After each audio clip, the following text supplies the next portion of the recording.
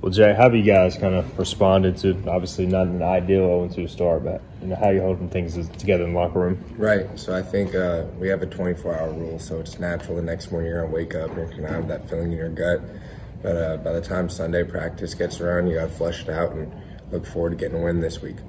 Have any team leaders kind of stepped up and say, we're not where we want to be, but this, isn't kind of the end, that sort of deal? Yeah, most definitely. I don't think anyone on the team is thinking it's near the end. We're a very young team. It's young in the season. So we know we're going to get better every week, and we're just looking forward to show that. Jack, young defense, obviously, coming in with a bunch of transfers. It's early in the season, but you guys have looked the part. How's the preparation kind of been different from this year to last year? Hasn't changed too much, honestly. I think the coaching staff does a great job in kind of day by day showing us different things. Makes the preparation a lot easier. So, on a Tuesday, we might focus on some of the earlier downs, where on Wednesday, we'll look at kind of third down, stuff like that. So preparation is pretty simple. I think we do a great job of it each week. If y'all could eliminate like 5 plays of the first 2 games, y'all have been pretty lights out. So what's the emphasis on kind of learning from those big mistakes and correcting that going forward? Definitely huge emphasis on just having 11 on the same page at all times. And then along with that, just being consistent. So, each play, everyone has to do their job, and if everyone takes care of their 111th, we'll be fine. Special teams coverage, y'all been really good. You had a big hit Saturday, and y'all been good in getting field position as a result of that. So is that kind of a sense of pride for you guys? Yeah, definitely, and I think we just need to keep that as an emphasis. I think special teams plays a big part of the game that a lot of people don't see. So I think just if we keep emphasizing that, we'll be all right. You guys are going into another hostile environment. You guys started at Michigan. How do you take away some things from that to get going this weekend? That's something I kind of noticed before the season started, looking at our schedule. I thought that Michigan was going to be kind of a great test and eye-opening experience for some guys and prepares for this week. So personally, I love going into a hostile environment. I think our team responds well to that usually. So just looking forward to it this weekend.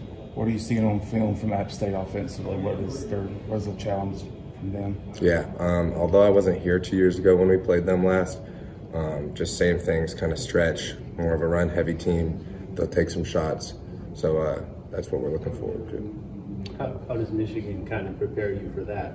Similar kind of style, I guess? Yeah, Michigan is obviously one of the best rushing teams in the country. So going against that week 1 and kind of playing physical with them, we feel like we could do that with every team. This stretch run, you kind of mentioned it's kind of bread and butter, so how much different is that? Just kind of replicating the game speed or trying to. I'm sure you guys will this week in practice, kind of getting ready for that. Right.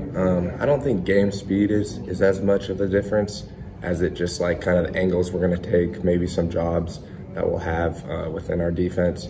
So just the different things that we might do for the stretch might be a little different, but at the end of the day, we're just going to be playing our defense. Offense is obviously kind of having its struggles, trying to find its identity right now.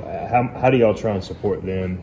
Obviously it's a team game to try and, get them ready to go and get them some confidence. Right. Well, Tuesdays and Wednesdays is a huge competition day. We have competition periods against the offense.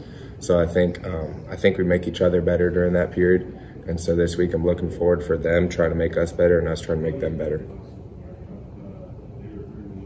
Are you guys seeing good things in practice and maybe just wondering, why isn't this maybe not transitioning to games, or do you kind of feel like it's there, it's just some different things just need to click? Yeah, I think it's definitely there.